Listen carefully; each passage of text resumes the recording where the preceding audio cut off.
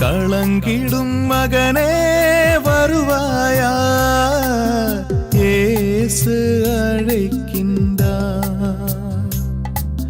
கண்ணீர் துடைப்பார், மார்போடு சேர்ப்பார், மாறாது அன்பு நம் இயேசு. கண்ணீர் துடைப்பார், மார்போடு சேர்ப்பார், மாறாது அன்பு நம் இயேசு. பிரியமானவர்களே, கடவுள் தூய ஆவியானவர் உணர்த்துவதை உங்களோடு கூட நான் பயந்து கொண்டிருக்கிறேன். இந்த நாளிலும் ஆண்டவர் தன் தூய ஆவியால் உணர்த்தப்பட்ட வார்த்தை நீங்கள் உயர்வடைவீர்கள் என்பதுதான். நீங்கள் உயர்வடைவீர்கள். நம் ஒவ்வொருவரையும் பார்த்து நம்மை படைத்த ஆண்டவர் சொல்வது நீங்கள் உயர்வடைவீர்கள். அந்த உயர்வடைவுகள் என்ற கருத்தை நான் பார்க்கிற பொழுது, பிரியமானவர்களே, இது இந்த உலக நிலையிலே அல்ல. உலக நிலை இருக்கலாம். அன்றைக்கு ஒருத்தர் முன்னாடி பட்டினாக்க உயர்ந்துட்டாருன்னு சொல்லலாம். ஒருத்தர் இருக்கிறத ஹைட்டு பார்க்கும் பொழுது ரொம்ப பெரிய உயர்ந்தன்னு சொல்லலாம். இல்லைங்களா, அவனுடைய வளர்ச்சியை பார்த்து அல்ல ரொம்ப வளர்ச்சி, நம்ம சின்ன பிள்ளைங்க ரொம்ப வளர்ந்துட்டான் பையன் சொல்லுவாங்க இல்லைங்களா, வளர்ந்துட்டுக்கலாம். செல்வத்திலே விளைந்துட்டு சொல்லலாம், உடலிலே, இப்படி பல நிலையிலே சொல்லலாம். ஆனால் கடவுள் உயர்த்துகின்ற ஒரு நிலை இருக்கிறது. இதெல்லாம் அப்படியே டொங்கு போயிடும். ஆனால் கடவுள் உயர்த்துகின்ற நிலை அது நிலையானது, உறுதியானது, அது ஆசீர்வாதத்தில் நடப்பிக்கிறதா இருக்கிறது. இந்த நாளிலும் ஆண்டவர் தருகின்ற வார்த்தையை நாம் சிந்திக்கலாம். பிரியமானவர்களே, எப்படியெல்லாம் ஆண்டவர் உயர்த்துகின்ற நிலை பார்க்கும் பொழுது எனக்கு தூயா வந்துட்டு ஒரு ஹோலி ஸ்பிரிட் ஆஃப் ஜீசஸ் ஒரு 5 கருத்துக்களை உங்களோடு கூட பகிர்ந்து கொள்ள விரும்புகிறேன். எனவே செய்தியை தொடர்ந்து அப்படி பார்க்கலாம். முதலாவது நாம் பார்க்கிற பொழுது 1 சாமுவேல் புத்தகத்திலே 2ஆம் அதிகாரத்தில் 8வது வசனத்தில் சொல்லப்படுகிற வார்த்தை அருமையான ஒரு வார்த்தை. என் அன்பான சகோதரமே, 1 சாமுவேல் புத்தகம் 2ஆம் அதிகாரத்திலே 8வது வசனத்தில் சொல்லப்படுகிற வார்த்தை மிக அருமையான ஒரு வார்த்தை. அது இந்த நாளிலே ஆண்டவர் நம்மோடு கூட சொல்லுகிற ஒரு வார்த்தைக்கு துவக்கமாயிருக்கிறது. புழுதியினின்று அவர் ஏழைகளை உயர்த்துகின்றார். ஏழைகளை உயர்த்துகிறார். குப்பையினின்று வறியவரை தூக்கி விடுகின்றார். வறியவர்களை தூக்கி விடுகின்றார். பாருங்க, முதல் பாயிண்ட் எப்படி இருக்கு? புழுதியினின்று அவர் ஏழைகளை உயர்த்துகிறார்.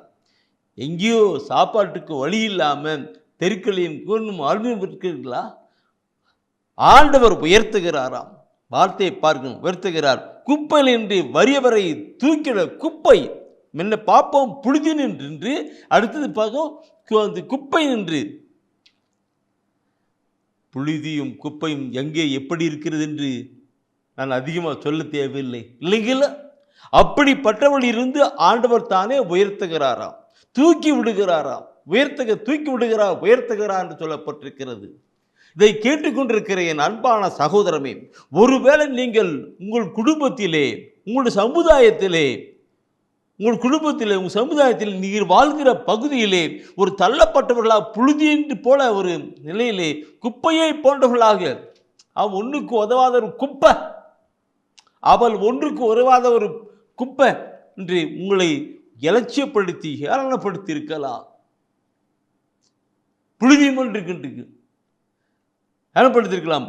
ஆனாலும் ஆண்டவர் உங்களை நம்மை உயர்த்துகிறவராக இருக்கிறார். ஏனெனில் வார்த்தையை பார்க்கணும்.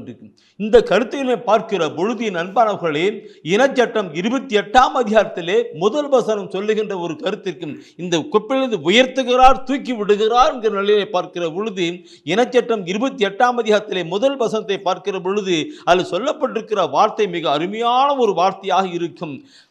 சட்டம் அதிலே பார்க்கிற பொழுது நமக்கு சொல்லப்படுகிற வார்த்தை அருமையான ஒரு வார்த்தையாக இருக்கும். உன் கடவுளாகிய ஆண்டவரின் குரலுக்கு செவி கொடு. நான் இன்று உனக்கு விதிக்கும் அவருடைய கட்டளைகள் அனைத்தையும் கடைபிடிப்பதில் கருத்தாயிரு. அப்பொழுது உலகில் உள்ள மக்கள் இனங்கள் அனைத்திற்கும் மேலாக கடவுளாகிய ஆண்டவர் உன்னை உயர்த்துவார். உன் கடவுளாகிய ஆண்டவர் உன்னை உயர்த்துவார். அன்பான சகோதரமே, அண்ணா, அக்கா, நீங்க எங்கேயோ தள்ளப்பட்டு ஒரு புழுதியை போல, ஒரு குப்பையை போல ஒதுக்கப்பட்டவர்களா இருக்கலாம். இங்கே ஆண்டவர் சொல்லுகிறார், உன்னை உயர்த்துவேன் என்று. எப்படி உயர்த்துவேன் என்று? அது கட்டளையை பார்க்க, அந்த கட்டளை தான் கொண்டு வருகிறேன்.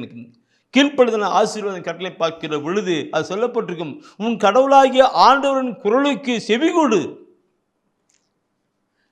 ஆண்டவர் நம்மோடு கூட பேசுகிற வார்த்தையா இருக்கிறது.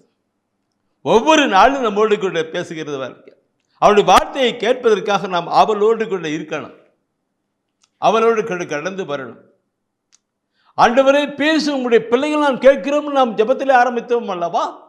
அதே போல ஒவ்வொரு நாளும் ஆண்டுடைய வார்த்தைகளை பார்க்கணும். ஆண்டவர் கடவுள் குரலுக்கு செவிகொடு,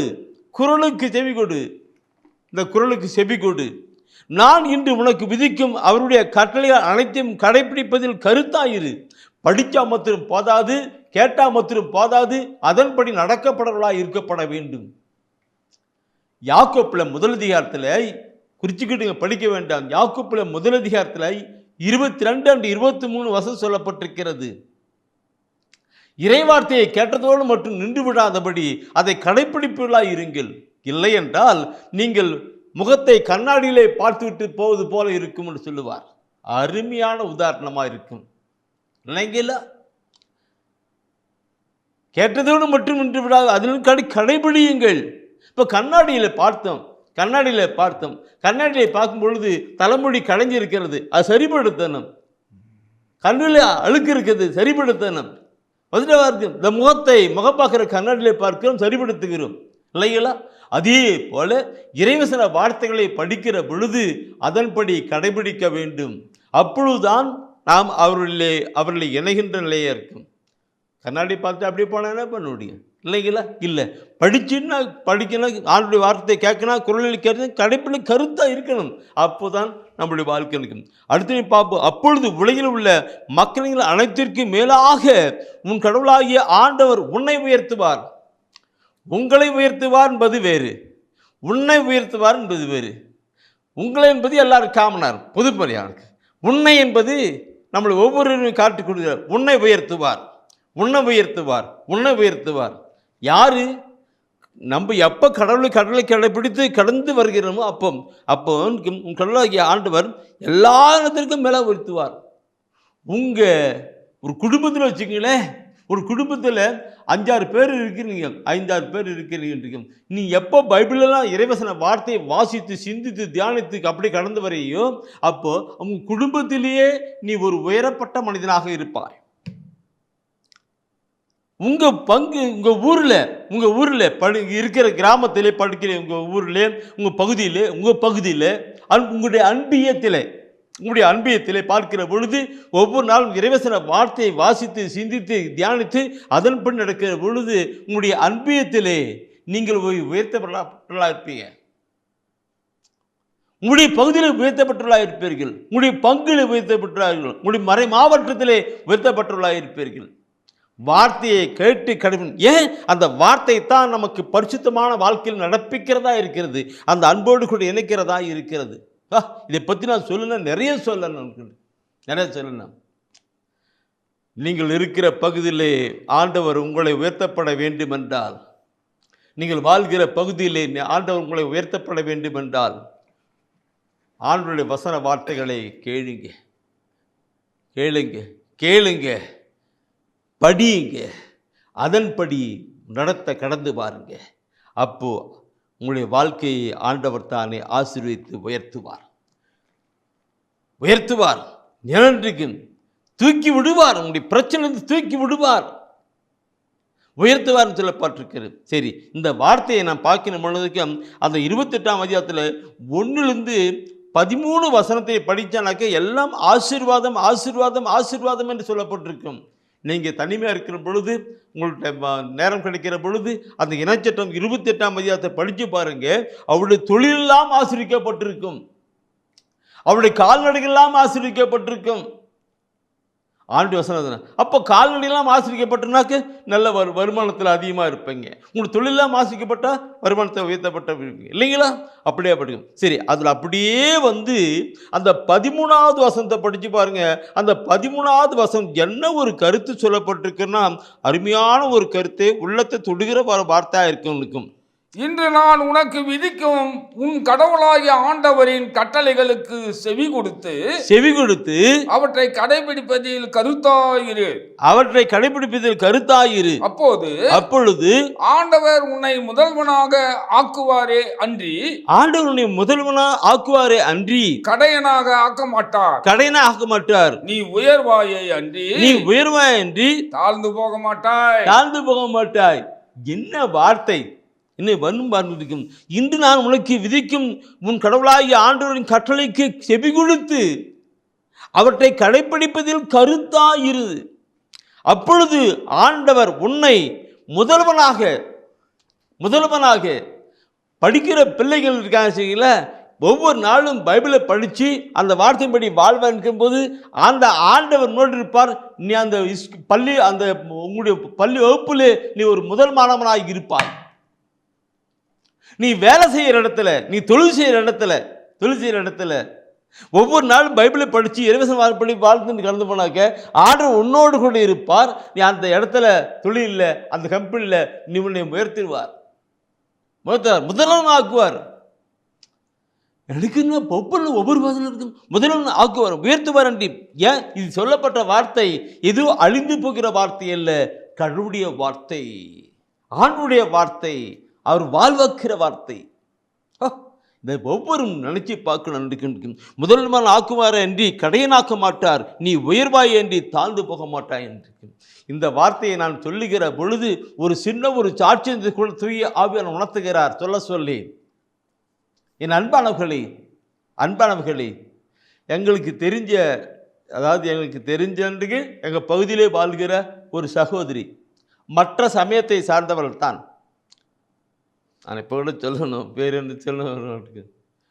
சொல்ல மாட்டேன். அந்த சகோதரி அவருடைய பல சூழ்நிலையிலே, குழந்தை இல்லாம நிலையிலே அவர்கள் இந்த ஜெப வழிபாட்டிற்கு வந்தார்கள். இந்த இறைவசன வார்த்தையெல்லாம் கேட்டார்கள். இறைவசன வார்த்தை கேட்டு அப்பாவை கேட்டாங்க, பிரதர் இந்த வார்த்தையெல்லாம் எப்படி நான் படிக்கணும்னு சொல்லுகிறேன். நான் அவங்களுக்கு ஒரு பைபிளை கொடுத்தேன். வண்டி படிமா, நீ தான் படிச்சிருக்கிறது தானே, நல்லா படி, நல்லா படி. உங்களுக்கு தெரியாதா, அதெல்லாம் விளக்க வரும்னாக்க எனக்கு கேள்வி, நான் சொல்லித்தரேன்னு சொல்லுங்கள். இந்த சகோதரி எல்லாம் அப்படியே ஒவ்வொரு நாளும் பைபிள் படிப்பாங்களே கொண்டுக்கு, அதில் இதுதான் வழி, இது இப்படிலாம் சொல்லிப்பாங்க, அதெல்லாம் கட்டி வச்சுருக்கும். இந்த சகோதரி வேலை செஞ்ச இடத்துல உண்மையாகவே இவ தான் கடைசி. யார் அந்த வேலையில் போய் சேர்ந்ததில் இவ தான் கடைசின்ட்டுக்கு ரொம்ப ஒரு தாழ்த்தப்பட்ட நிலை குடும்பம். அது சொல்ல என்னைக்கு பைபிளெலாம் படித்து கடிச்சிட்டு வந்தாங்களோ, அந்த மேல் அதிகாரி இருக்கிறாரே, அந்த மேல் அதிகாரிக்கு அந்த சகோதரி மேலே ஒரு ஒரு கண் பார்வை இருக்குது. இப்படி இவ்வளவு பொறுமையாக இருக்கிறா, இவ்வளவு நேர்மையாக இருக்கிறா, இவ்வளவு உத்தமாக செஞ்சுட்டு இருக்கிறா, எல்லா வேலையும் சரியாக செய்கிறா அப்படின்னு அந்த அதிகாரிக்கு மேலே இருக்கு. அந்த அதிகாரி பார்த்தாங்கட்டுக்கு மற்றவர்கிட்ட இவரை எடுத்து, நீதாம்மா இந்த பொறுப்பெல்லாம் இதை செய்யணுமா, நீதாம்மா செய்யணும். மற்ற இதுக்கு முன்னாடி இருந்தவங்களாம் பார்த்து, நாங்களாம் இவ்வளோ முன்னாடி 5 வருஷம் 10 வருஷமாக நான் வேலை செஞ்சிட்ருக்குறோம், எங்களை விட்டு கொஞ்ச நாளைக்கு முன்னாடி தான் வந்து அவ்வளோ போயிட்டு முன்னாடி இருக்கிறேன், நான் சொல்கிறது தான் நீ செய்யணும் சொல்லிட்டாங்க. என் நண்பர்களை இதை நான் ஏன் சொல்லுகிறேன் என்றால், ஆண்டுடைய வார்த்தை அப்படிப்பட்டது இருக்கிறது. உன்னை முதல்வன் ஆக்குவேன் என்று கடையனாக்க மாட்டா என்று இன்றைக்கு ஆண்டுடைய வசன வார்த்தையை பார்க்கணும் அல்லவா? இதை கேட்டுக்கொண்டிருக்கிற அன்பான சகோதரமே, நீ இருக்கிற பகுதியிலே, வாழ்கிற பகுதியிலே ஆண்டவர் உழைத்துவார் இல்லைங்களா இருக்கு. சரி, இதை நான் சொல்லுகிற பொழுது ஒவ்வொன்றும் இதற்கு கடவுளுடைய வார்த்தையை கடைப்பிடித்தான் இருக்கும். இந்த அப்படியே கடைப்பிடித்தாக்க முதல் பாயிண்ட் என்ன தெரியுங்களா? மனம் மாறினால், மனம் திரும்பினால் உயர்வடைவாங்க. முதல் பாயிண்ட் மனம் திரும்பினால் இருக்கு. இந்த முதல் மனமதி மாலை எப்படி இன்னைக்கு இறைவசன வார்த்தையை கேட்டதோடு மட்டும் நின்று விடாதபடி, படித்ததோடு நின்றுபடி அதன்படி நடங்க. ஏன்னா அந்த வார்த்தை உங்களை ஆண்டவருக்குள் கலந்து செல்லும், பரிசுத்துக்குள் கொண்டு செல்லும். மனமாற்றம் தான் இன்று பார்க்கிற பொழுது மக்கள் இறைவசன வார்த்தையை படிக்கல, கேட்கல, கடந்து வரல. அதில் மனமாற்றத்திற்கு இல்லை. எல்லாம் 10ஓடு 11 ஓடிக்கிட்டு இருக்குது. அதை பற்றி ஏன் சொல்லுவானே மனம் திரும்பிக்கான லூக்கா டெப்சிதலை பார்க்கிற பொழுது என் அன்பானவர்களே ஊதாரி மகனுடைய வாழ்க்கை தான் அங்கே சொல்லப்பட்டிருக்குது. லூக்கா டெப்சிதலை 15ஆம் அதிகாரத்திலே ஊதாரி மகன் தகப்பனை விட்டு வெளியேறிய அந்த ஊதாரி மகனை பற்றி தான் சொல்லப்பட்டிருக்கிறது. அந்த மகன் மனம் திரும்பி வருகிறான்.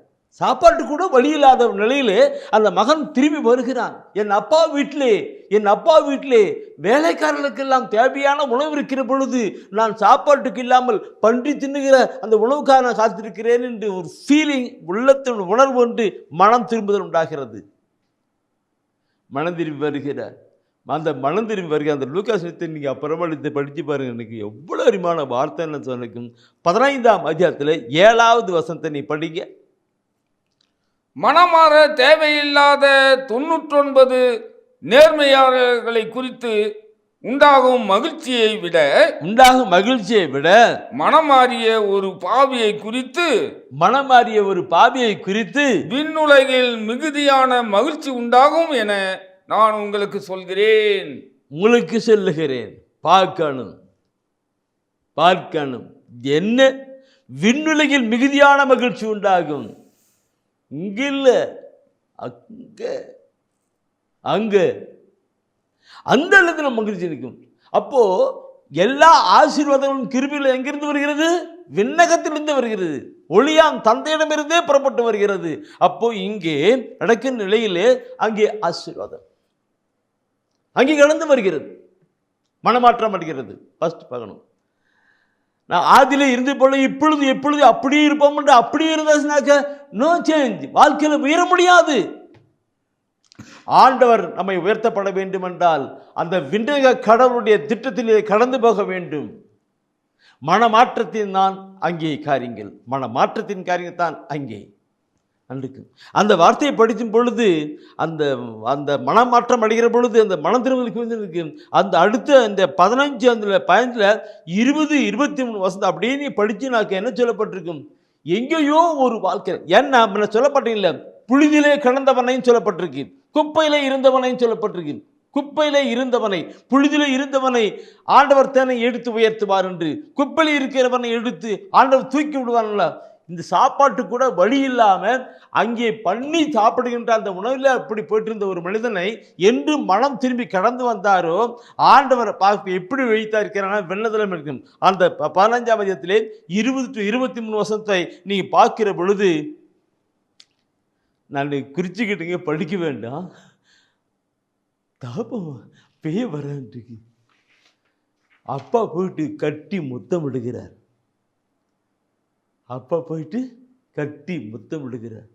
இது உதாரணம் சொன்னதில்லை, உண்மையாக நடக்கிற கட்டி முத்தமிடுகிறார்.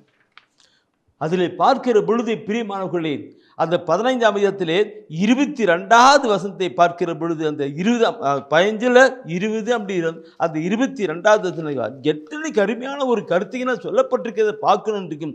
தந்தை தன் பணியாளரை நோக்கி முதல் தரமான ஆடையை கொண்டு வந்து இவனுக்கு உடுத்துங்கள், இவனுடைய கைக்கு மோதிரமும் காலுக்கு மிதியடியும் அணிவுங்கள். இந்த கருத்து மிக அருமையான கருத்து. ஃபர்ஸ்ட் பார்த்தீங்கன்னா கட்டி முத்தமிட்டு புத்தாடையை புதிய ஆடை இருக்கு. இதில் இந்த புத்தாடையை பற்றி நான் சொல்லணும்னா நிறைய சொல்லணும். ஆண்டவர் சித்தமான ஒரு நாளைக்கு இந்த புத்தாடையை பற்றி, வெண்ணாடை பற்றி நான் உங்களுக்கு சொல்லுகிறேன். வெண்ணாடை பற்றி உங்களுக்கு சொல்ல, புத்தாடை ஆண்டவர் கொடுக்கிறான். புத்தாடை கொடுக்கிறான். கைக்கு மோதிரம் கொடுக்குறாங்க. மோதிரம் என்ன மோதிரம் இருக்கு? உரிமையின் மோதிரம். யோசேப்பு ஒரு காலத்தில் இருக்கிறார். அவருக்கு அந்த எகிப்து நாட்டு பார்வோன் நிலையில் வருகிற பொழுது அதிகாரப்பூர்வமான மோதிரத்தை கொடுக்கிறார். அந்த மோதிரம் யார் போட்டிருக்கிறார்களோ அவர்களுக்கு மேல்மட்டத்தின் அதிகாரம். இந்த ஊதாரிமகன் திரும்பி வருகிறாரு. தகப்புக்குரிய எல்லா நிலையிலும் மோதிரத்தின் அதிகாரம், என்னுடைய மகன், என் உரிமை உள்ளவன் என்று அங்கே சொல்லப்பட்டிருக்கிறது. மோதிரம், கைக்கு மோதிரம், காலுக்கு மிதியடி என்று. காலுக்கு மிதியடி, காலுக்கு மிதியடி எப்படி? காலுக்கு மிதியடி சொல்லுகிற பொழுது அவர்கள் சிங்கத்தின் மீதும் பாம்பின் மீது நடந்து போவார்கள், என்னுடைய வல்லமையை கொண்டவர்களாக இருப்பார்கள் என்று ஆண்டவர் இயேசு சொல்லுகிறார். அப்படிப்பட்ட நிலை விருந்து, அது தெய்வீக விருந்து. இப்படிப்பட்ட மனம் திரும்பி வருகிறவர்களுக்கு ஆண்டவர் உயர்த்துகிறார். எங்கோ இருந்தவன் எப்படி வந்தார் பாருங்கள். இன்று நீங்களும் நானும் மனம் திரும்பி ஆண்டவருடைய வசன வார்த்தையை கேட்டு மனம் திரும்பி கடந்து வருவோம் என்றால் ஆண்டவர் நம்மை உயர்த்தவராய் இருக்கிறார், உயர்த்தவராய் இருக்கிறார். நான் ஒரு காலத்தில் இந்த பைபிள்லாம் படிக்கல, இறைவசன வார்த்தையை படிக்கல, உலக போக்கிலான வாழ்க்கையில் வாழ்ந்துக்கிட்டு இருந்து அப்போ பார்த்தனா பல விதமான கஷ்டங்கள், கஷ்டங்கள், துயரங்கள், வேதனைகள் அப்படி வரும்போது என்னைக்கு நான் தெரியும், மனுஷர் தானே இப்படிதெல்லாம் இருக்கும், அப்படிலாம் இருக்கும், எப்படி தானே இருக்கும் அப்படி இருக்கும். வாழ்க்கைனா இப்படி தான்ப்பா இருக்கும், அப்படி தான் இருக்கும் என்று இந்த பைபிளை படித்தேனோ, இறைவசன வார்த்தைகளை படித்தேனோ, படிக்கிற பொழுதுதான் தெரிகிறது ஆண்டவருடைய பிள்ளைகளாகிற பொழுது ஆண்டவர் எப்படி உயர்த்துவார் என்று.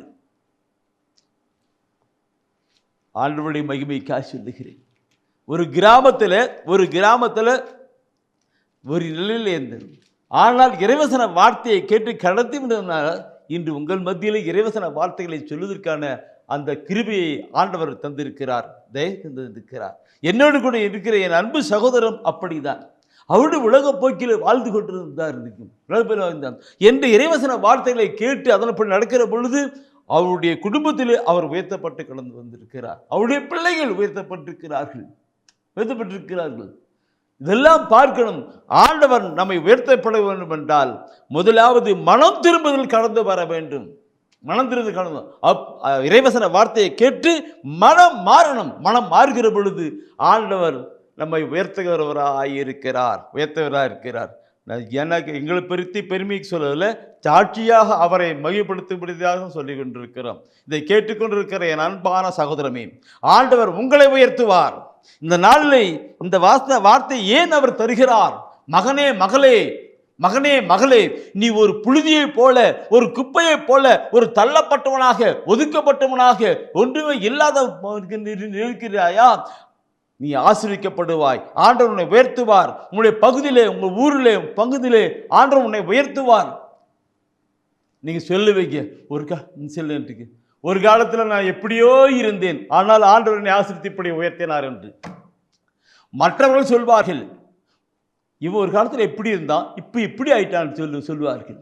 ஒரு காலத்தில் எப்படி இருந்தால் இப்படி ஆயிட்டான் இருக்கு. அந்த சகோதரியை ஆண்டவர் எப்படி உயர்த்தி முன்னிலைக்கு கொண்டு வந்தாரோ அதே போல ஆண்டவர் உங்களை செய்தியை கேட்டுக்கொண்டிருக்கிற உங்கள் ஒவ்வொருவரையும் அப்படி இதையே உயர்த்துவார். என் அன்பார்களே, மனம் திரும்பினால் உயர்த்தம், கட்டளையை கடைபிடித்தால் மனம் திரும்பினால் உயர்ந்து பார்த்தோம். அடுத்து நாம் பார்க்க போகுது என்னங்க, தாழ்விலே உயர்வு என்று பார்க்கிறோம். தாழ்விலே உயர்வு என்று பார்க்கிற பொழுது சில சகோதரர்களுக்கு எப்போ பாரு தாழ்ச்சியின் உணர்வு இருக்கும். எப்படி தாழ்ச்சியின் உணர்வு நான் சொல்ல நிறைய சொன்னேன். எப்படி என்னெல்லாம் முடியாது, என்னெல்லாம் ஆகாது, என்னெல்லாம் வராது.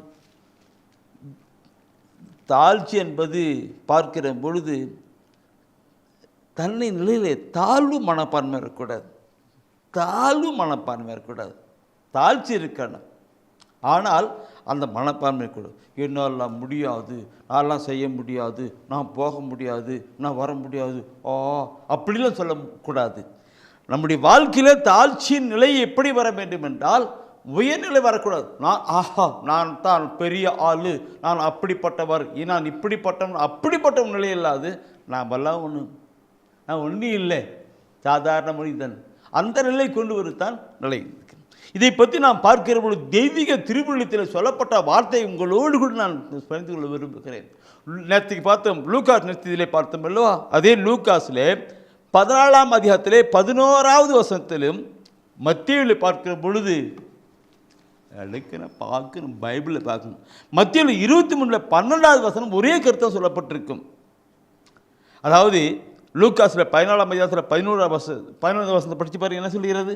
தம்மை தாமே உயர்த்துவோர் யாவரும் தாழ்த்த பெறுவர். தாழ்த்த பெறுவர். தம்மை தாமே தாழ்த்துவோர் உயர்த்த பெறுவர். உயர்த்த பெறுவர். இந்த வார்த்தை மனித உள்ளத்தை தொடுகிற வார்த்தை. தம்மை தாமே உயர்த்துகிறவர்கள், தம்மை தாமே. அந்த வசந்தரி கருத்தில் படித்தா நிறைய கருத்து இருக்கு. நீ எடுத்து குவிச்சு வச்சுக்கிட்டீங்க எல்லாம். நான் பைபிள் சொல்ல இறைவசனம் வார்த்தை சொல்லிக்கிற பொழுது எல்லாரும் படிக்கிறீங்க, அது ஒரு குறித்து வைக்கிறீங்க. நான் உண்மையாகவே ஆண்டவருக்கு நன்றி செலுத்துகிறேன். அநேக சகோதர சொல்லுகிற பொழுது நீங்கள் சொல்லுகிற ஒவ்வொரு வசன வார்த்தையும் நாங்கள் பிரித்து வைக்கிறோம், படிக்கிறோம். அது நிறைய வாழ்வாக இருக்குன்னு சொல்லுவாங்க. எல்லாம் அவர் செயல், அவருடைய திட்டம், செயல்படுகள். அதில் பார்க்கிற பொழுது தம்மை தாமே உயர்த்துகிறவர்கள் தாழ்த்த பெறுவார்கள், தாழ்த்துகிறவர்கள் உயர்த்த பெறுவார்கள். என் அன்பானவர்களே, ஒரு சின்ன ஒரு சாட்சின்னு சொல்லணும்னு நினைக்கிறேன், சொல்லுகிறேன். நானும் பாத ஸ்டீப்பனும் ஒரு ப்ரோக்ராம் போயிருந்தோம். அவருக்கு நிறைய தாழ்ச்சின்னு கூட போயிட்டு பொழுது எல்லா மக்களும் அந்த வீட்டில் நம்மளுக்கு நல்ல முக்கியத்துவம் கொடுத்துட்டு இப்போ என்ன விருந்து வைக்கிற மாதிரி தான் செட்டப் பண்ணிட்டு இருக்கிறாங்க. ஆனால் அதே மற்ற நினச்சிக்கிறான். அவர் என்ன பண்ணார், பிரதர் இங்கே இவ்வளோட எல்லாம் உட்காந்துக்கலாமா கொண்டு எல்லாரோட உட்காந்து சாப்பிடும். அந்த வீட்டில் இருக்கிற அந்த அழைக்கப்பட்ட அவர் ஃபாதர் நீங்கள் இங்கே உட்காருங்க, வாங்க ஃபாதர், உங்களுக்காக நாங்கள் அங்கே அரேஞ்ச் பண்ணுறோம். இல்லை, நான் இங்கே பரவாயில்ல, எங்களோட கொஞ்சம் சாப்பிட்றோம், நான் எங்களோட உட்காந்து சாப்பிட்றோம்னு சொல்லிட்டு எல்லாரோட உட்காந்து சாப்பிட்றோன்ட்டு நல்ல பங்கு. அந்த பந்தியில் அத்தனை பேருமே திரும்பி பார்த்துக்கிறாங்க. ஒரு ஃபாதர் இங்கே சாப்பிட்றாரு, ஃபாதர் இங்கே உட்காந்து சாப்பிட்றாரு, நம்மளோட சாப்பிட்றாரு. அப்படி போகிற ஒரு கருத்தை நடந்துருக்கு. இன்னைக்கு நான் கூட தான் இருந்தேன். அப்போ மனசில் ஒரு ஒன்று இருக்குல்ல, தாழ்ச்சியின் காரியங்களை பாருங்க, தன்னைத்தானே தாழ்த்துகிற எப்படி இருக்கு இன்னைக்கு பார்க்கணும். பண்ணு தம்மை தாமே உயர்த்துகிறவர்கள் தாழ்த்தப்படும் ஒரு இதுக்கு இல்லைங்களா? அந்த பைபிள் வசனம் பார்த்தனாக்க, நீ முதல்ல படத்தை போகாத, ஒருவேளை உன்னை தீக்கு பின்னாடி உட்கார வச்சுருவாங்க, நீ பின்னாடி உட்காருந்தா நீ தீக்கு முன்னாடி வைப்பாரு படிச்சிருக்கணும். எனவே நம்முடைய வாழ்க்கையில பார்க்கிற பொழுது நாம் தாழ்ச்சி நிலையை கொண்டு வர வேண்டும், அர்ப்பணிலை கொண்டு வர வேண்டும் அந்த வசனத்திற்கும். சரி, இந்த கருத்தை நான் பார்க்கிற பொழுது எப்படிலாம் சொல்லப்பட்டு பார்க்கணும். பைபிளில் சொல்லப்பட்ட வார்த்தையெல்லாம் நாம் வாழ்வு பெரும்பெருட்டாக ஆசீர்வதிக்கப்பட்டிருக்கும், எதை உயர்த்தப்பட வேண்டும்காக இன்று ஆண்டவர் நம்மோடு கூட பேசுகிறார். நீதிமொழி புத்தகம் 15ஆம் அதிகாரத்தில் 33வது வசனத்தை பிற்பகுதியை படித்து பாருங்கள். நீதிமொழி புத்தகம் 15ஆம் அதிகாரத்திலே 33வது வசனத்திலே இந்த பிற்பகுதி, முன்பகுதியில் பிற்பகுதி படித்து பாருங்க, என்ன சொல்கிறது? மேன்மை அடைய தாழ்மையே வழி. மேன்மை அடைய தாழ்மையே வழி. இந்த வார்த்தைக்கு என்ன அர்த்தம், எப்படி அர்த்தம்? மேன்மை அடைய வேண்டுமென்றால் அடைய தாழ்ச்சியே வழி. நீ தாழ்ச்சியாக கொண்டு வந்து அங்கே மேன்மை அடைய முடியும். என் அன்பானவர்களே, இதற்கான விளக்கத்தை நான் அதிகமாக சொல்ல தேவையில்லை. ஏனால் நீங்களாம் படித்து முன் வாழ்ந்துருக்கிறீர்கள். பார்க்கணும், மேன்மை அடைய வேண்டுமென்றால் தாழ்ச்சி வழி. நீ தாழ்ச்சி கடந்து போகணும். அது முன்ன படித்த வசனத்தை இல்லைங்களா? அந்த முன்ன படித்த மற்ற லூக்காவில் சொல்லப்பட்ட வசனங்களும் அந்த வார்த்தைகளும் இந்த வசனமோடு இணைத்து பாருங்கள், படித்து பாருங்கள், எப்படி இருக்கிறது. நம்முடைய வாழ்க்கையிலே கடந்து வரணும். அன்பான சகோதரமே, உங்கள் வாழ்க்கையிலே ஆண்டவர் உங்களை உயர்த்தப்பட வேண்டுமென்றால், எல்லா நிலையிலும் உயர்த்தப்பட்டு ஆசிரிக்கப்பட வேண்டுமென்றால் தாழ்ச்சியோடு கொண்டு வாங்க. தாழ்ச்சியோடு கொண்டு நாம் எல்லாம் என்றும் இல்லை, நமது ஒன்றுமே இல்லை, எல்லாம் அவர் தந்த தானம் செயல்பாடுகள் தானே. அதனால் ஒரு பெரிய அதிகாரியாக இருக்கிறவர்கள் தாங்களே கொண்டு வரணும். அப்போ இன்னும் அதிகமாக இருக்கும். அதிகத்துக்கு அதுதான் நேற்று சென்று வேண்டும். ஒவ்வொரு கருத்தையும் பார்க்கணும். இதை பார்க்க வேண்டும் என்றால் நீதிமொழி புத்தகத்தில் சொல்லப்பட்ட வார்த்தைகள் நிறைய வார்த்தை இருக்கிறது. மேலுமாக நீங்கள் பார்க்கணும். நீதிமொழி புத்தகம் 29ஆம் அதிகாரத்தில் 23வது வசனத்தை படித்து பார்த்தனாக்க முன்ன படித்த வார்த்தைக்கும் இந்த வார்த்தைக்கும் அப்படியே டக்குள் வார்த்தையாக இருக்கும். படித்து பார்க்கணும். நீதிமொழி புத்தகத்தில் முன்ன 15-23 படிச்சிங்க தானே, 15-23 படிச்சிங்க.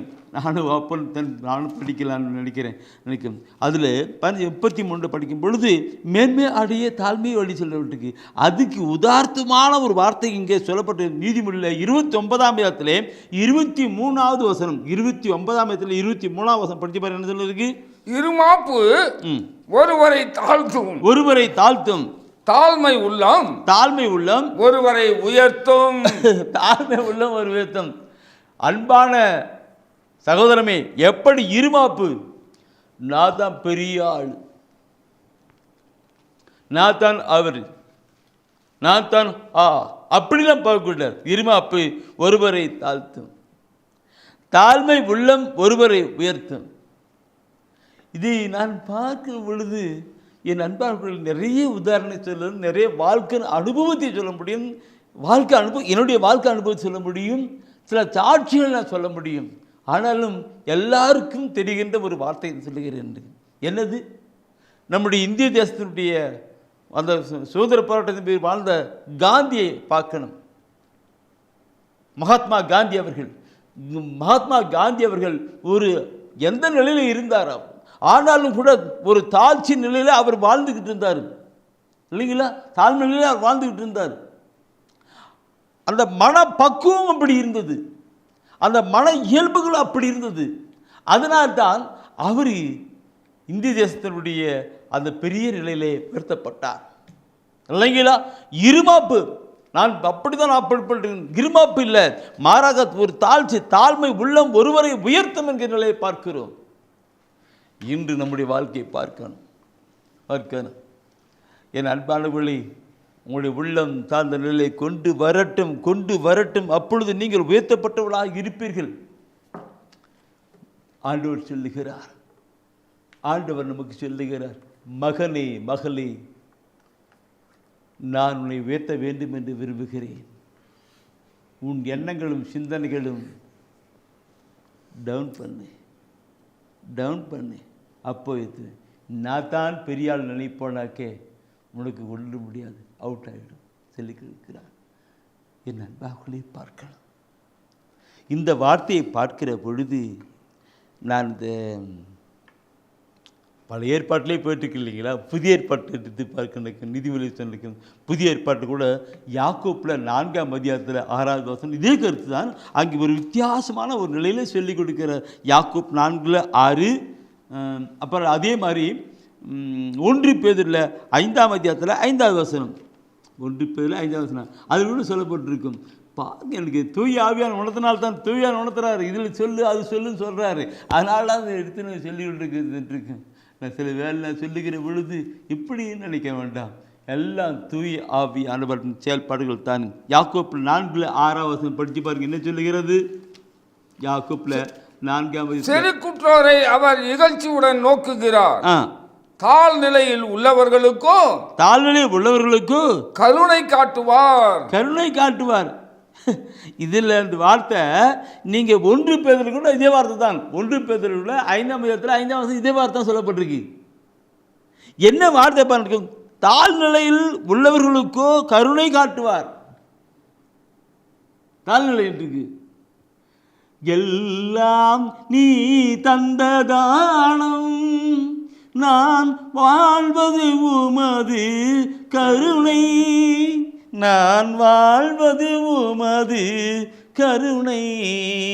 தெய்வமே நான் ஒன்றுமில்லை,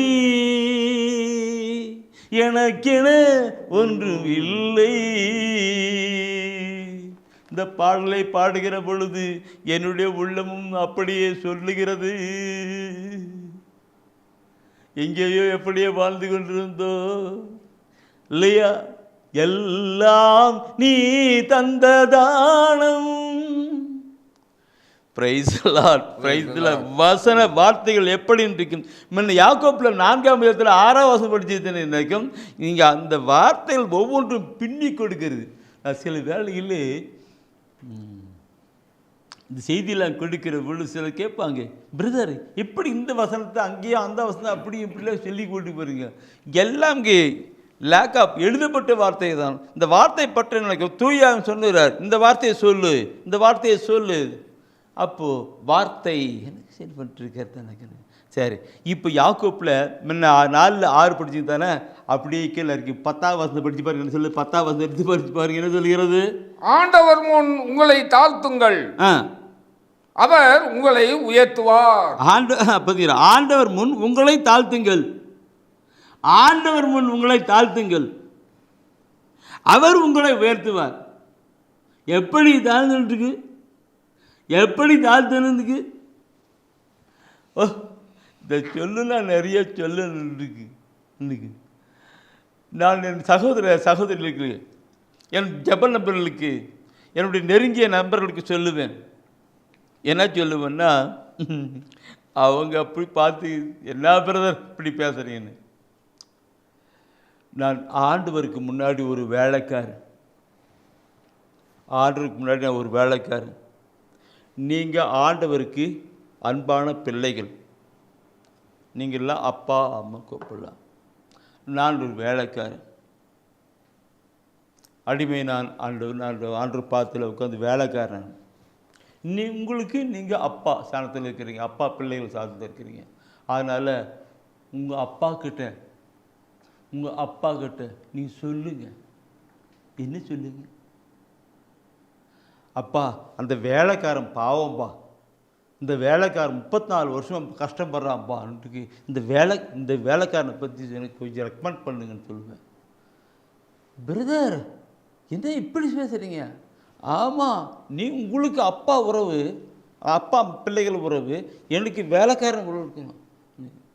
நானும் ஒரு ஆண்டு சமயத்தில் வேலைக்காரன், 34 வருஷமாக அவர் பார்த்தபடியில் உட்காந்து அவர் சொல்கிறதெல்லாம் செஞ்சுக்கிட்டு இருக்கிறேன். வேலைக்காரன் எனக்காக ரெக்கமெண்ட் பண்ண சொல்லுவான். என் அன்பானவர்களே, நான் இது பெருமைக்கு சொல்லப்படவில்லை, என் உள்ளத்தின் உணர்வே அதுதான் சொல்ல வருகிறேன். அப்படி பாதல்ல, அடிமை நான் ஆண்டவரே, இல்லைங்களா? அடிமை நான் ஆண்டவரே, உந்தன் பாதம் சரணம். அப்படியே நான் போயிட்டு இருக்கிறனால்தான் கடவுள் அவனுக்கு, ஆண்டவர் முன் உங்களை தாழ்த்துங்கள், அவர் உங்களை உயர்த்துவார்.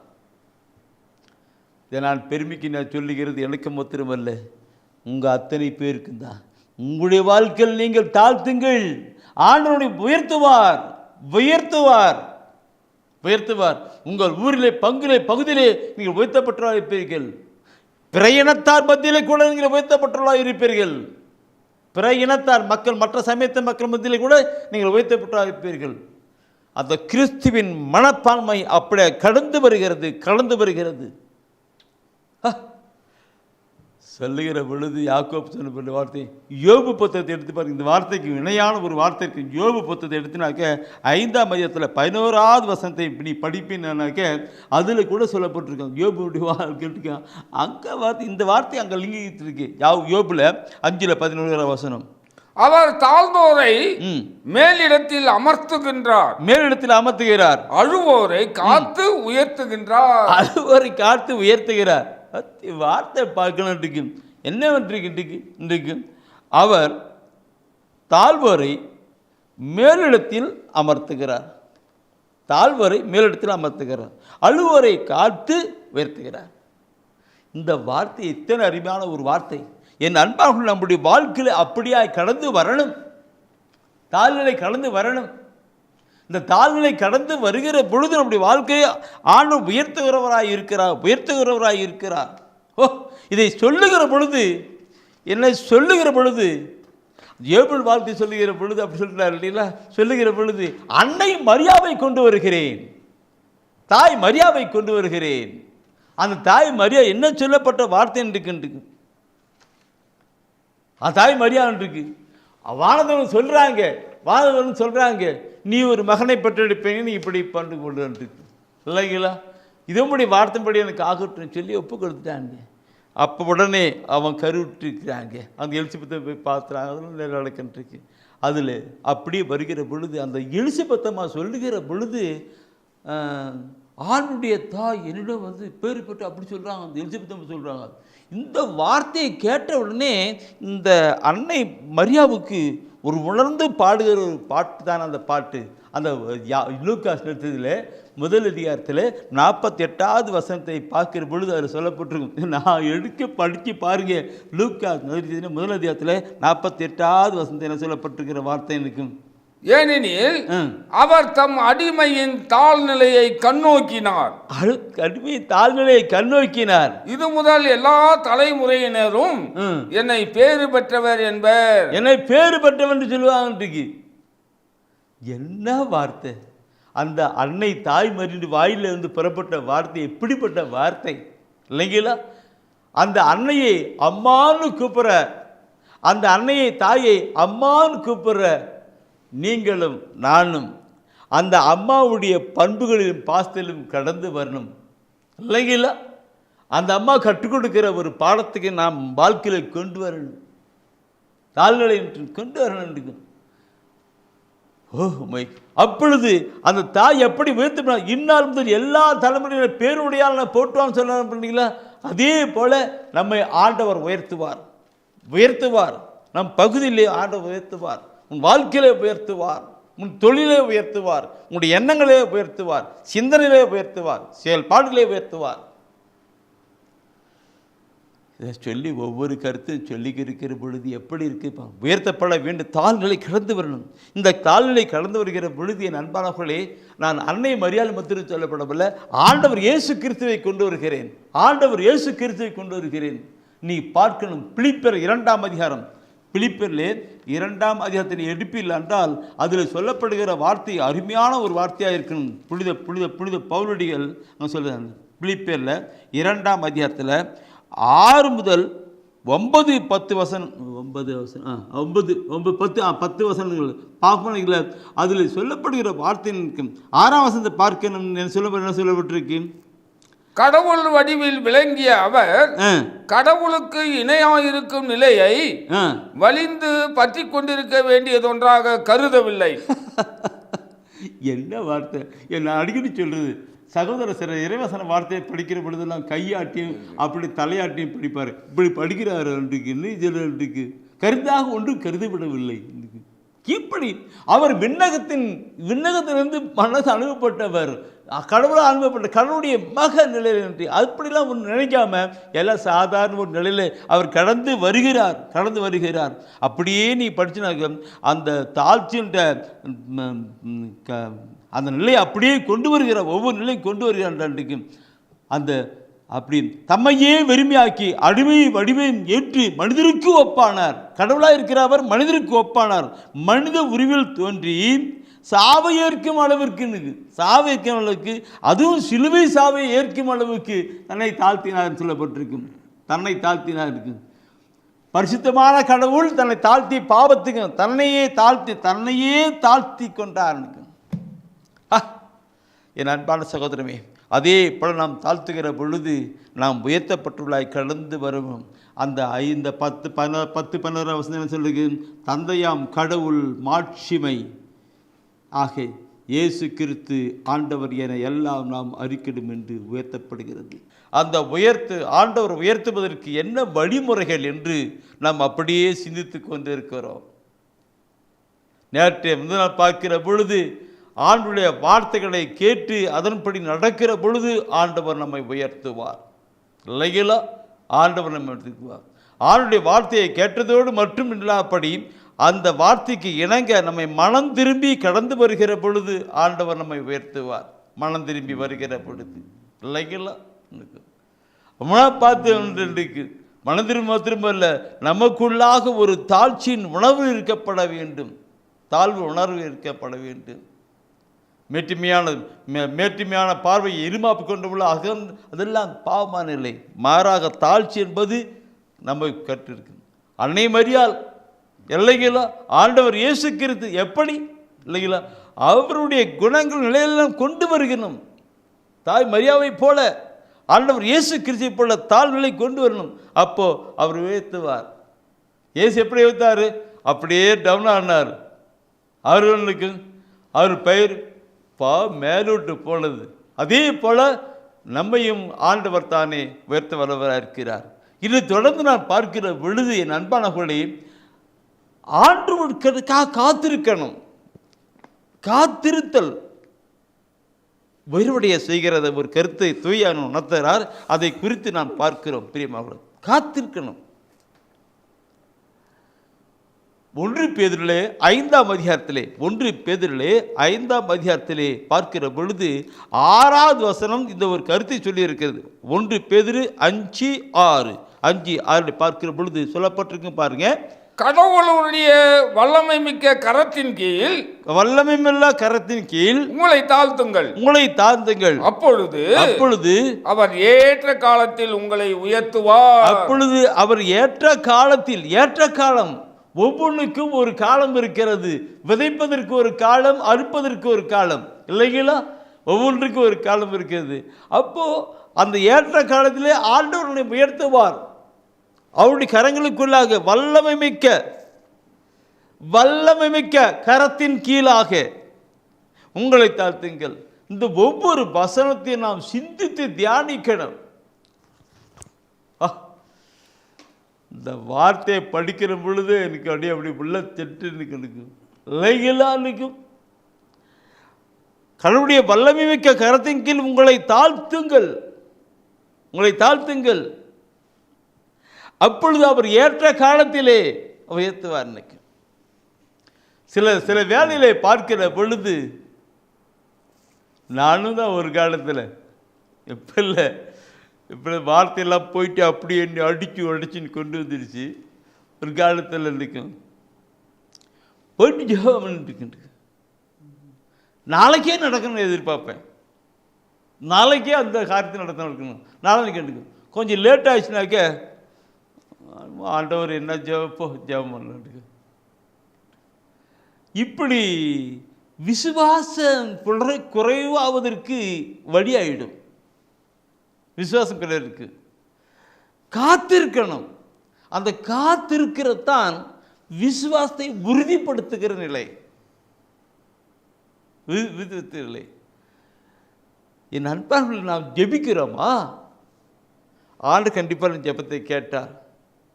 அது தக்க காலத்தில், ஏற்ற காலத்திலே அது கொடுப்பார். அது விட்டு ஜெபம் பண்ண இடத்துல நமக்கு வந்துடும் நினைக்கூடாது. என் வாழ்க்கையில் நான் அனுபவித்த பாடங்களாக சில பேருக்கு நான் சொல்லிக் கொடுப்பேன். வாழ்க்கையில் அனுபவித்த ஒரு பாடமாக சொல்லிக் கொடுப்பேன். காத்திருக்கணும். நான் சொல்லுகிற போது எப்படி திருமணம் வச்சு குழந்தை கர்ப்பம் உண்டாயிடுச்சு. கர்ப்பம் உண்டானா 10 மாதத்துக்கு முன்னாடி தான் அது குழந்தை வெளியே வருது. டெலிவரி இல்லையா? கர்ப்பமாச்சு 6ஆவது மாதத்துலேயே, 4ஆவது மாதம், 6ஆம் மாதத்துலேயே, 7ஆம் மாதத்துலேயே குழந்தை வெளியே வருமா? 10 மாதம் இருக்கணும். அதை விட்டு இது பாருங்க. இந்த கோழி எங்கள் பண்ணல, கோழியை முட்டை அவித்து வைப்பாங்க, குஞ்சு பறிக்கத்தை வைப்பாங்க. அது ஒரு குறிப்பிட்ட நாள் 21 நாள் ஆனால் தான் அந்த குஞ்சு வெளியே வரும். அதுக்கு முன்னாடி 10ஆவது நாள்லேயே குஞ்சு வெளியே வராது, 15 நாள் வரைக்கும் வராது. அது 21 நாள் அந்த ஈட்டை அப்படி முட்டை மேலே கோழி அப்படியே உட்காந்து 21 நாள் இருக்கும்போது தான் அந்த ஈட்டாயிட்டு அப்போ தான் அந்த குழந்தை உள்ளே இருக்கிற முட்டை அந்த குஞ்சு வெளியே வர்றது இருக்கும். ஒன்று பண்ணிக்கும். விதைக்கிறோம், வச்ச உடனே நாளைக்கே விட்டு அறுவடை எடுத்துகிட்டு போவோம் மாறிக்கிறதுக்கு இல்லை. அது முளைச்சி வளர்ந்து அப்படி கதிராயிட்டு வரணும். அதே போல் நம்முடைய வாழ்க்கையை நாம் பார்க்கணும். இருக்கு ஆளுடைய பாத்திர காத்திருக்கப்பட வேண்டும். அவர் ஒரு குறிப்பிட்ட நாளில் அது கொடுக்கிறதா இருக்கிறார். Price the Lord. வார்த்தை இருக்கும். இந்த வார்த்தையை நான் படிக்கிற பொழுது திருப்பாடலில் ஒரு கருத்து இருக்கும். அந்த கருத்து மிக அருமையான ஒரு கருத்தாக இருக்கும். 34வது வசனம், 34வது வார்த்தை ஒரு வார்த்தை சொல்லியிருக்கும் பாருங்க. அந்த வார்த்தை பார்த்து பாடுறது அருமையாக இருக்கும். ஆண்டவருக்காக காத்திரு, ஆண்டவருக்காக காத்திரு, அவர் தம் வழியை பின்பற்று, அவர் தம் வழியை பின்பற்று. அப்பொழுது நீ நிலத்தை உடைமையாக்கி கொள்ளும்படி, நீ நிலத்தை உடைமையாக்கி கொள்ளும்படி அவர் உன்னை உயர்த்துவார், அவர் உன்னை உயர்த்துவார். என்ன கருத்து அப்பா, கருத்து இல்லைங்களா? இன்னைக்கு அவர் உன்னை உயர்த்துவார். ஆண்டவர் காத்திரு, அவர் வழியை பின்பற்று. வழியை பின்பற்றுன்றது நான் பார்க்கும். அப்பொழுது இதை கேட்டுக்கொண்டிருக்கிற என் அன்பான சகோதரமே, அண்ணா, அக்கா, உங்களை ஆண்டவர் உயர்த்த வேண்டும் என்று விரும்பி இந்த வார்த்தையை கொடுக்கிறார். தம்பி, தங்கச்சி, நீ படிக்கிற ஸ்கூலில், உன் காலேஜில், நீ வேலை செய்கிற இடத்துல, தம்பி வேலை செய்கிற இடத்துல ஆண்டவர் உன்னை உயர்த்தணுன்னாக்க தாழ்ச்சி நிலை அப்படியே இந்த வார்த்தையெல்லாம் கடைபிடித்து வரணும். அப்போ தான் அது சொல்ல வழியை பின்பற்றி, அவர் வழியை பின்பற்றின்னு சொல்லப்பட்டிருக்கு. ஒவ்வொன்றும் படித்து பார்க்கணும். வழியை பின்பற்றி அவர் நடந்து வந்தால் ஏற்றுக்காலத்தை அவருடைய உயர்த்துவான்னு சொல்லப்பட்டிருக்கிறது. ஒவ்வொரு கருத்துக்களும் நாம் அப்படி வாழ்க்கையில் சிந்தித்து பார்க்கணும். காத்திருக்கணும். இந்த காத்திருக்கணும் பொழுது இந்த 30 சொல்லிருக்கேன். அதே திருப்பாடலில் 27ஆம் அதிகாரத்தில் நினைக்கிறேன். அது 27ஆம் அதிகாரத்தில் 16வது வசனம் ஒரு அதே கருத்து தான். இங்கே வித்தியாசம் சொல்கிறோம். 27ல் 14வது வசனத்தை பார்க்கிற பொழுது அங்கே சொல்லுவார், நெஞ்சே நெஞ்சே ஆண்டவருக்காக காத்திரு, ஆண்டவருக்காக காத்திரு, மன உறுதி கொள், மன உறுதி கொள், உன் உள்ளம் வலிமை பெறட்டும், உன் உள்ளம் வலிமை பெறட்டும். ஆண்டவருக்காக காத்திரு, ஆண்டவருக்காக காத்திரு. நெஞ்சே, நெஞ்சே, என்ன இப்படி நினச்சிட்டு அவசரப்படுற நீ? பொறுமை, பொறுமை. நெஞ்சே, நீ ஆண்டவரை போற்று, ஆண்டவர்காய் காத்திரு. இருக்கு. இந்த வசன வார்த்தையெல்லாம் உள்ளடக்கிட்டு இருந்தாக்க, இதயத்துக்குள் கொண்டு இருந்தாக்க, அப்போ நாம் சொல்லுவோம், இந்த ஆண்டவர் இப்படி சொல்லியிருக்கிறார்ல, ப்ளீஸ் சைலன்ஸ் இல்லைங்களா? நெஞ்சி, நீ ஆண்டவரை காத்திரு, மன உறுதிக்கொள். நெஞ்சே, ஆண்டவருக்காய் காத்திரு, மன உறுதிக்கொள். மன உறுதிக்கொள்றது தான் மிக முக்கியம். மனதை உறுதி கொள்வது மிக முக்கியம். அந்த ஒவ்வொரு பாயிண்ட் அப்படி கொண்டு மன உறுதி கொள். எப்படி இருக்கும்? இந்த யாக்கோப்பில் ஒரு வார்த்தை சொல்லியிருப்பார், குடிச்சு படிக்க வேண்டாம். யாக்கோப்பில் முதல் அதிகாரத்தில் அந்த 6, 7, 8 வசனம் சொல்லுவார். ஜெபம் பண்ணுறது ஆகுமா ஆகாதா, நடக்குமா நடக்காதா, வருமா வராதா, கிடைக்குமா கிடைக்காதுன்னு சொன்னால் ஒன்றும் இல்லை. 2 பாயிண்ட் எப்பவுமே கொண்டு வரக்கூடாது. 2 பாயிண்ட், ஆகுமா ஆகாதா, நடக்குமா நடக்காதா, கிடைக்குமா கிடைக்காது. 2 பாயிண்ட் கொண்டு வரக்கூடாது. கிடைக்கும், வரும், செய்யும். அப்படிப்பட்ட மன உறுதி இருக்கிறது அங்கே சொல்லிக் கொடுக்கிறார். மன உறுதி கொண்டு இரு, விசுவாசம், மன உறுதி அந்த விசுவாசத்தில் கொண்டு வான்னு சொல்லப்பட்டிருக்கு. மனசு இருக்கு. உன் உள்ளம் வலிமை பெறட்டும். இந்த வார்த்தை மொத்தம் புட்டு படுத்தனாக்க எத்தனை கருத்துக்கள். உன் உள்ளம் வலிமை பெறட்டும். எத்தனை எத்தனை இன்னல்கள் வந்தாலும் உம்மை பிரியேனையா. எப்படின்னு இருக்கு, அப்படியே அவருக்காய் காத்திருக்கணும். ஆண்டவருக்காய் காத்திரு. அந்த வார்த்தையினுடைய பொட்டுடைய பார்க்கிறோம். இதை கொண்டு வரணும். இப்படி நான் சொல்லுகிற பொழுது, இந்த காத்திருக்குன்னு சொல்லுகிற பொழுது முன்ன சொல்ல அந்த முட்டை குஞ்சு சொன்னல, இந்த கருத்தை ஏசியாவில் 40ஆம் அதிகாரத்தில் 31ஆம் வசனம் அங்கே குறிச்சுக்கிடுங்க, படிக்க வேண்டாம். 40 ஏசியா 40, 31 அதில் சொல்லப்பட்டிருக்கும். கழுகு குஞ்சுகளை என்ன பண்ணிருக்கும், அந்த குஞ்சு இருக்கும், அது கொண்டாந்து தீனி போட்டிருக்கும். குஞ்சு இருக்கும், அது தீனி போட்டிருக்கும். ஒரு கொஞ்சம் காலகட்டம் ஆன பண்ணு தெரியுங்களா? அதுக்கும் நாங்களாம் கிராமத்தில் இருக்கிறவங்க அதெல்லாம் பார்த்து பார்த்து பாடம் கொண்டிருப்போம். இப்போ சிட்டியில் நகரத்தில் இருக்கிறவங்களாம் தெரியாது, அங்கே கடுகுன்றிருக்கு தெரியாது. படிச்சிருக்கலாம், கேட்டிருக்கலாம், ஆனால் நேராக பார்க்க முடியாது இல்லைங்களா? தப்புன்னு மன்னிச்சிங்க. அந்த அந்த கூண்டு இருக்கும், அதில் கல் குஞ்சு பிடிச்சிருக்கும், அது சின்ன சின்ன குஞ்சாக இருக்கும், அது கூட போட்டு இருக்கும், கொண்டு போட்டிருக்கேன். எப்போ இந்த குஞ்சு வளர்ந்து பெருசாகுதோ அப்போ அந்த உணவு கொடுத்துட்டே இருக்குமா? இல்லை. அப்போ குறிப்பிட்ட நாள் அனுப்பினா என்ன தெரியுங்களா இருக்கும், அந்த கழுகு அந்த கூண்டை பிரித்து விட்டுரும், கலத்தி விட்டுரும். அப்போ என்ன பண்ணும் இந்த குஞ்சு, இந்த கழுகு குஞ்சு என்ன பண்ண தெரியுங்களா? பறக்க வேண்டிய ரக்கம் வந்துருச்சு, பறக்கணும். அந்த பறந்துட்டே தெரியுமா, பக்கத்து செடி மேலே அந்த மரத்து மேலே போய் உட்காரும். கழுகுக்கு தெரியும் குஞ்சு பறக்க நேரம் வந்து விட்டது, இது இப்படியே நம்ம உணவு கொடுத்துருக்கக்கூடாது, அது போயிட்டு உணவு பெருக்கட்டும்னு கழுகுக்கு தெரியும் குஞ்சை பற்றி. அதே போல் நம்மை படைத்த ஆண்டவருக்கு நம்மை பற்றி தெரியும், நம்மை உண்டாக்கின ஆண்டவருக்கு நம்மை பற்றி தெரியும் இல்லைங்களா? எனவே நாம் காத்திருக்கணும். எப்போ இவருக்கு இந்த கொடுத்தா நிற்கும், எப்போ இந்த செஞ்ச கொடுத்தாக்க நடக்கும், எப்போ இவருக்கு பணம் கொடுத்தானாக்க வீடு கட்டுவார், எப்போ இவருக்கு கல்யாணம் பண்ணாக்கா குழந்தைண்டாங்க, எப்போன்றது அவருக்கு தெரியும். அப்போ அவருக்காக காத்திருக்கணும். இன்னைக்கு வேலைக்கு போனால் ஒவ்வொருக்கும் காத்திருக்கணும். நீ உயர்வடைப்பட வேண்டுமென்றால், நாம் உயர்வடைப்பட வேண்டுமால் காத்திருக்கப்பட வேண்டும். அதுக்கு தான் அந்த உதாரணத்தை அப்படி கொண்டு வரார் ஆண்டவர். Price the Lord. சரி, அடுத்த ஒரு கருத்தை நான் சொல்லுகின்றிருக்கேன். இந்த காத்திருத்தோடு கொண்டு வருவது தான் நம்பிக்கை, விசுவாசத்தின் காரியங்கள்.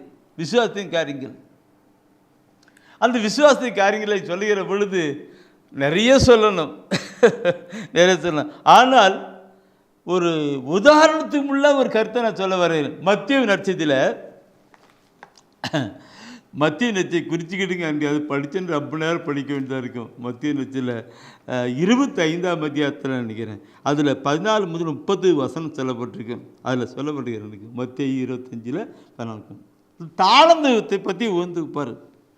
தாளந்து ஒருத்தர்கிட்ட 10 தாளந்து, அடுத்து 5 2 1 அப்படி கொடுக்குறார். மேலே போயிட்டார், வெளியூர் போயிட்டார். ஒரு குறிப்பிட்ட 4 ஆள் பட்டம் வந்து கேட்கிறார் 5 4 2 அப்படி மாறி எல்லாம் கொடுக்குறாங்க. அப்போ அவர் சொல்லிக்கு அவர் அந்த காரியங்களை பார்க்கணும். பிள்ளைக்கும் தாளந்த ஓமை பார்த்தா ரொம்ப கருத்தம் இருக்கும்.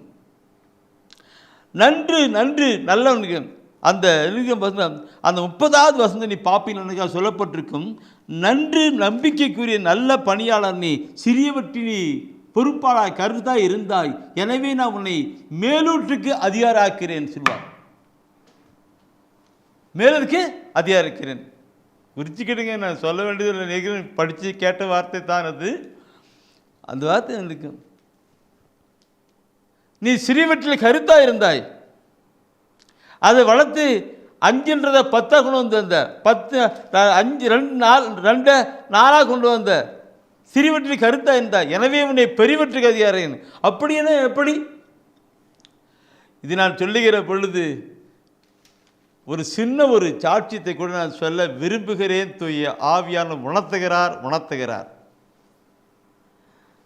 என் அன்பானவர்களே, பெருமைக்கல்ல அவருடைய வார்த்தைக்காக சொல்லுகிறேன். ஒரு 25 வருடத்துக்கு முன்பாக சேலத்தில் பிரதர்ஸுடைய படிக்கிற பிரதர்ஸனுடைய இதில் போயிட்டு அங்கே நற்செய்தி அறிவிக்கின்ற ஒரு நிலையை நான் போயிருந்தேன். ஒரு 25 வருஷம் கூட நினைக்கிறேன். அதுக்கு போயிருந்தேன். அங்கே போகிற பொழுது இந்த ஓமையை நான் இங்கே சொன்னேன். ஒருவருக்கு 10, 5, 4, 2 கொடுத்தேன். ஒரு குறிப்பிட்ட காலம் வந்து திரும்பி பார்க்குறான்னு இந்த ஓமெண்ட்டுக்கு அந்த பிரதர்சனை சொல்லுகிற பொழுது உங்களை ஒரு பங்குக்கு போடுறாங்க, பங்குக்கு அனுப்புகிறாங்க. அந்த பங்கில் அனுப்பும்போது நீ எப்படின்ட்டுக்கு ஒரு 150 குடும்பம், ஒரு 200 குடும்பம், அப்படி இருக்கிற குடும்பத்து பங்குக்கு அனுப்புகிறாங்க. நீ எப்படி வளர்ச்சி அடைச்சின்னு சொல்லி கொடுத்தேன். 20 வருஷம் சொன்ன இந்த வார்த்தை ஒரு அன்னைக்கு சகோதரர், இன்னைக்கு ஒரு ஃபாதர் வேறு இருக்கிறார். 6 ரெண்டுக்கும் இந்த வார்த்தை அப்படி உள்ளது ஒரு போகிற இடத்துல எல்லாம் அப்படியேப்பட்ட விழுந்துக்கும். நன்று நன்று நல்ல விழுந்துக்கும், பெரியவர்களுக்கு வந்துக்கும். என் நண்பா கூட அதே போல் நம்முடைய வாழ்க்கையிலும் கடந்து வரணும். நம்முடைய கொடுக்கப்பட்ட நிலையிலே உறுதியாக பற்றி பிடித்து ஜெபித்து கொடுத்து வரணும். அப்பொழுது ஆண்டவர் நம்ம இருக்கிறார். ஒவ்வொரு கருத்தும் பாருங்கள் அப்படி இப்படியே வந்துட்டு இருக்கு. அடுத்தது கடைசியாக நான் சொல்லுகிற ஒரு வார்த்தை உண்டு. நாம் கொடுத்தால் உயர்வு. நான் ஒவ்வொரு கருத்தும் சொல்ல வரும்போது அதில் ஒவ்வொரு பார்த்து பாருங்கள். 16 கட்டளை கடைபிடித்தால் உயர்வு, மனம் திரும்பினால் உயர்வு, இல்லைங்களா? தாழ்ச்சி கொண்டால் உயர்வு, தாழ்ச்சி கொண்டால் உயர்வு. அதே போல ஆண்டவருக்காய் காத்திருந்தால் உயர்வு. நம்பிக்கை அவர்கள் மேல் நம்பிக்கை வைத்து நாம் செயல்பட்டால், விசுவாசத்துக்கு செயல்பட்டால் அதிலே உயர்வு. இப்போ கடைசியாக நான் பார்க்குற பொழுது என் பிரிமாவுக்குள்ளே கொளுத்தினால் உயர்வு. நாம் கொடுக்கணும். நான் முன்ன சொன்ன வார்த்தைக்கு லிங்கிங் இருக்கிறது. கொடுத்தினா உயர்வு. எனக்கு 5, 10 நன்று நன்று நல்ல ஊழியனை சிறிவற்றை கருத்தா இந்த எனவே பெரியவற்றைக்கு அதிகாரிக்க நிலையில் இந்த கருத்து இந்த கொடுத்தலை உயர்வு தான். நாம் மற்றவர்களுக்காக நாம் கொடுக்கிற பொழுது அங்கே நாம் ஆண்டவர் நாம் கொடுக்கிறார், நாம் உயர்வு. திருப்பாடலை எடுத்து படித்து பாருங்க. வார்த்தைகள் ஒவ்வொன்றும் எப்படி இருக்கிறது. திருப்பாடலை எடுத்துட்டு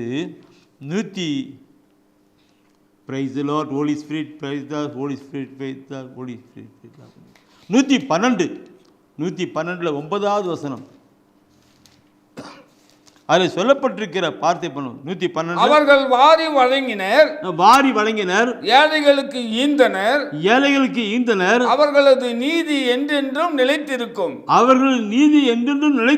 அவர்களது வலிமை மாட்சியுடன் மேலோங்கும்.